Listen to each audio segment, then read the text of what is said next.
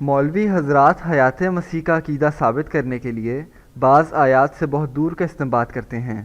گزشتہ ویڈیوز میں 2 آیات کا ذکر کیا گیا تھا۔ تیسری آیت وہ سورہ زخرف کی آیت 62 پیش کرتے ہیں کہ وَإِنَّهُ لَعِلْمٌ لِلسَّاعَةِ، جس کا ترجمہ یہ کیا جاتا ہے کہ عیسیٰ علیہ السلام قیامت کی علامت ہیں، اس لیے قیامت سے قبل نازل ہوں گے۔ اگر یہی ترجمہ کیا جائے تو اس سے مراد ان کے مسیح کا آنا ہوگا، کیونکہ قرآن کریم کی واضح آیات سے ان کی وفات ثابت ہوتی ہے، اس لیے ان کے آنے سے مراد ان کے مسیح کا آنا ہے، جیسے ایلیا کے آنے سے مراد یوحنا کا آنا تھا۔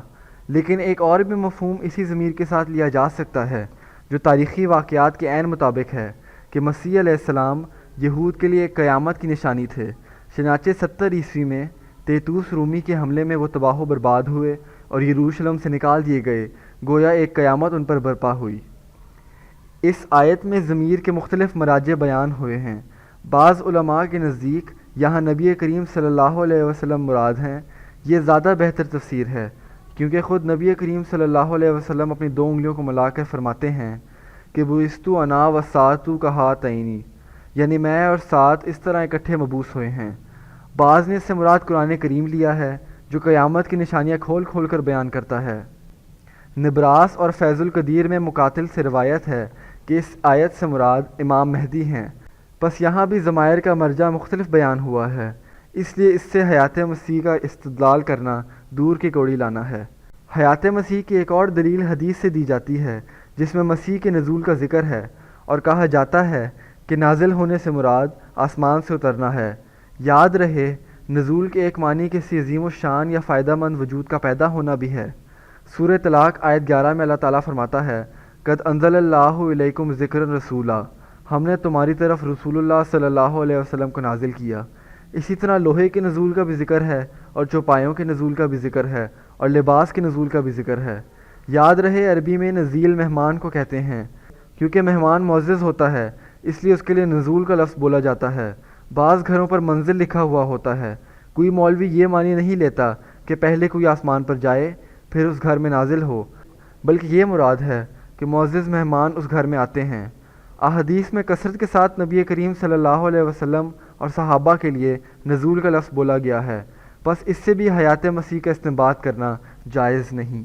مولوی حضرات یہ بھی کہتے ہیں کہ حدیث میں عیسیٰ بن مریم کا نام ہے جس سے ثابت ہوا کہ وہ زندہ ہیں۔ یہ استنباط بھی درست نہیں۔ تمام دنیا کی زبانوں کا محاورہ ہے کہ ایک فوت شدہ سے گہری مشابہت کی وجہ سے اس کا پورا نام کسی اور کو دے دیا جاتا ہے۔ خود حضرت عیسیٰ علیہ السلام نے ایلیا کے آنے سے یوحنا کا آنا مراد لیا ہے۔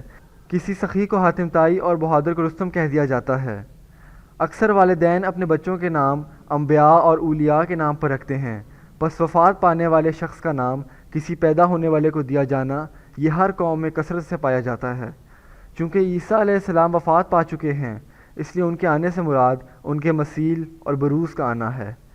پھر ایک اور دلیل وہ یہ دیتے ہیں کہ معراج میں نبی کریم صلی اللہ علیہ وسلم زندہ جسم سمیت آسمان پر چلے گئے، اسی طرح عیسیٰ علیہ السلام بھی آسمان پر چلے گئے۔ یہ بات بھی درست نہیں، کیونکہ یہ نبی کریم صلی اللہ علیہ وسلم کا ایک نہایت اعلیٰ درجے کا کشف تھا جو ظاہری آنکھ سے نہیں بلکہ دل کی آنکھ سے دیکھا گیا تھا۔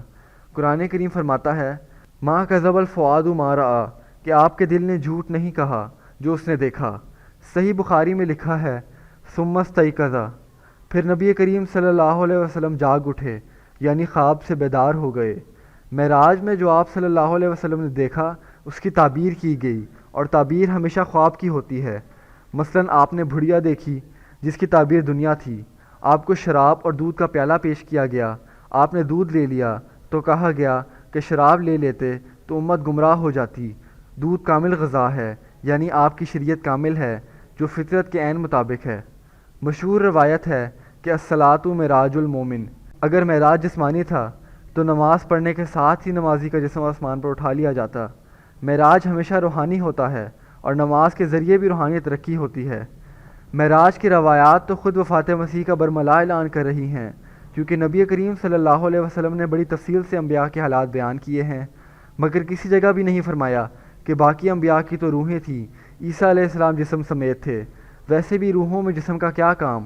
علامہ ابن قیم زاد المعاد میں فرماتے ہیں کہ معراج میں نبی کریم صلی اللہ علیہ وسلم کی مقدس روح اٹھائی گئی مگر بغیر وفات کے، اور باقی انبیاء کی روحیں وفات کے بعد اٹھائی گئی ہیں۔ حضرت داتا گنج بخش کشف المحجوب میں فرماتے ہیں کہ معراج کی رات نبی کریم صلی اللہ علیہ وسلم نے انبیاء سے ملاقات کی جن میں عیسیٰ علیہ السلام کا نام بھی ہے۔ فرمایا بلا شبہ وہ ان کی ارواح مقدسہ تھیں۔ پس قرآن کریم واشگاف الفاظ میں حضرت عیسیٰ علیہ السلام کی وفات کا ذکر کر رہا ہے۔ نبی کریم صلی اللہ علیہ وسلم نے ان کو دیگر انبیاء کے ارواح کے ساتھ دیکھ کر گواہی دی کہ وہ فوت ہو چکے ہیں، اور صحابہ کا اجماع بھی اس بات پر شاہد ہے کہ حضرت عیسیٰ علیہ السلام دیگر انبیاء کی طرح وفات پا چکے ہیں۔ اے عزیزو سوچ کر دیکھو ذرا، موت سے بچتا کوئی دیکھا بھلا۔